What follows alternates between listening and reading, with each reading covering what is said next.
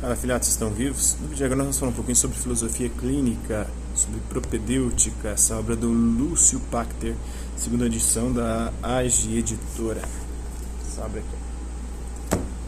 Este livro é uma ilustração sobre o que é e sobre o que faz a filosofia clínica. É o coach de antigamente, né?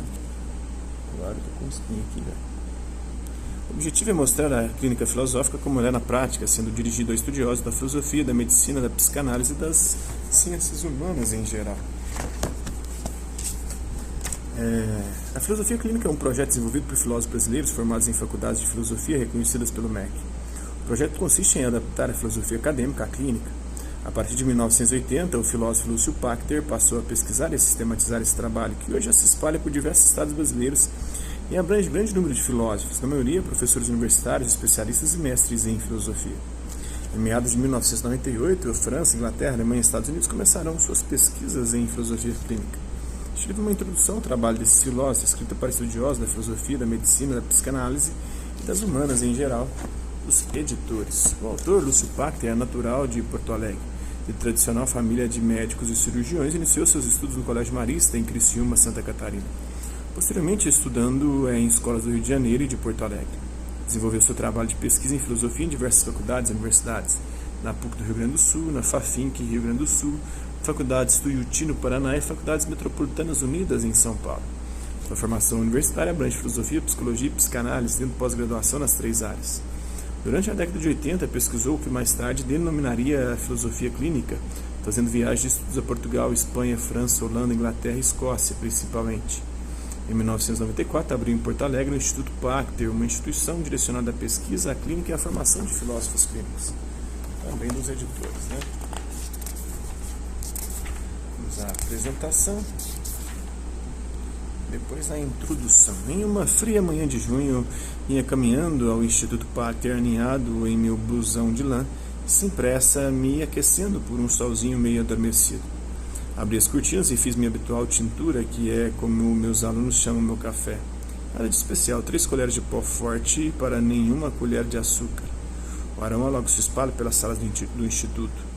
Em uma enorme mesa envidraçada, mergulhei sobre a correção dos pré-estágios, estágios, documentos, cartas e tudo aglomerado de papelada.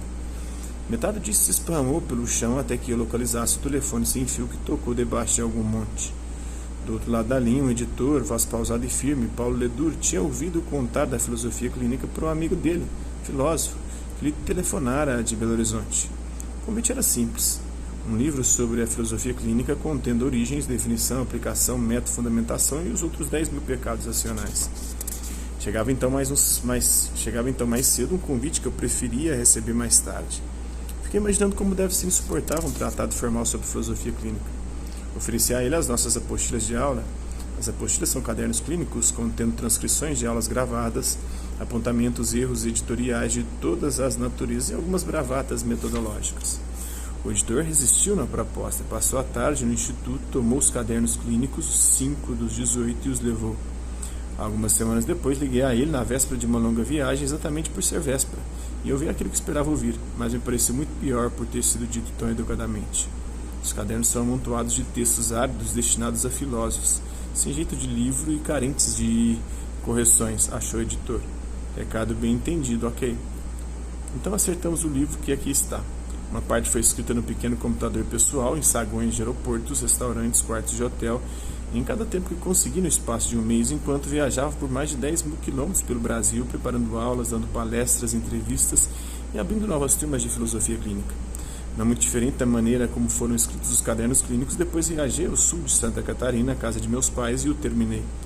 E todo esse esforço para conseguir lançá-lo durante a Feira do Livro de Porto Alegre, uma ocasião literariamente sagrada aos gaúchos. Mas este livro não é um tratado, é uma ilustração sobre o que é e sobre o que faz a filosofia clínica. Ele foi escrito para estudante de filosofia, o psicanalista, o psicólogo, o médico, também é um interessado em filosofia, o pesquisador de humanas.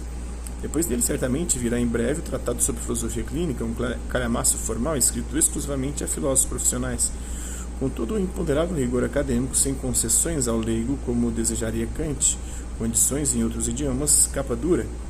Essa tarefa me foi piedosamente poupada, sendo endereçada a cerca de 10 filósofos clínicos, mestres em filosofia, professores universitários e outros especialistas da equipe de filósofos clínicos do Instituto Pasteur, segundo Lúcio Pasteur. Na introdução, a década de 80 pareceu surpreendente para quem a viveu do ponto de vista dos Pampas. Com quase 20 anos, não acreditei que pudesse mesmo haver uma guerra nesta parte do mundo. O golpe de 64 foi dado sem sangria e depois daquilo a guerra parecia algo improvável. Na falta de banhos de sangue maiores, as nossas forças armadas se especializaram em torturar presos políticos. Em 1982, o susto foi imenso. Exceto os conservadores de sempre, ninguém nos meios acadêmicos imaginava que a Argentina pudesse tomar de assalto as Ilhas Falklands, e menos ainda as Maldivas, e menos ainda que pudesse ser corrida de lá por um assalto semelhante. Era comum um constrangimento quando o espanto acalmou. Ficou parecendo que os ingleses tomaram as ilhas de volta muito facilmente, o que foi mesmo verdade. Ao brasileiro comum que conhecia os argentinos quando vinham veranear aos milhares em nossas praias nos meses de janeiro e fevereiro, além da rivalidade do futebol, aqueles aguerridos vizinhos davam a entender que a briga seria maior. Apenas quem viu a sucata dos navios e aviões argentinos, velharia remanescente da Segunda Guerra, sabia que não haveria a mínima chance. Para mim, o choque foi especialmente ruim. Alguns anos antes eu tinha estado naquelas ilhas, vivi bons dias em Port Stanley. Por isso, durante meses não conseguia associar o vento, o mar, as pessoas do povoado a um contexto estúpido de bombas e explosões. Ainda hoje não posso. Assim, um pouquinho dessa aula. Espero que vocês tenham gostado do vídeo. Quem curtiu, dá um like. Quem não curtiu, dá um dislike. Se interessar pelo conteúdo do canal, só se inscrever, ativar o sininho e guardar os próximos vídeos para as notificações. Deixe também seus comentários, o que você tem achado dos vídeos, sugestões de temas e assuntos para serem abordados em vídeos posteriores. E colabore com o nosso canal, compartilhe os nossos vídeos e ajude-nos a chegar a maior número de pessoas possíveis. Eu gostaria de agradecer aos 531 inscritos no nosso canal, agradecer também aqueles que hora ou outra por conta de um conteúdo ou outro passam por aqui, deixando sua visualização, seu like, seu dislike, seus comentários, aqueles que compartilham os nossos vídeos, compartilham o nosso canal, seja aqui nessa plataforma no YouTube e outras redes sociais. No mais, é isso aí. Hasta la vista, babies, e até a próxima.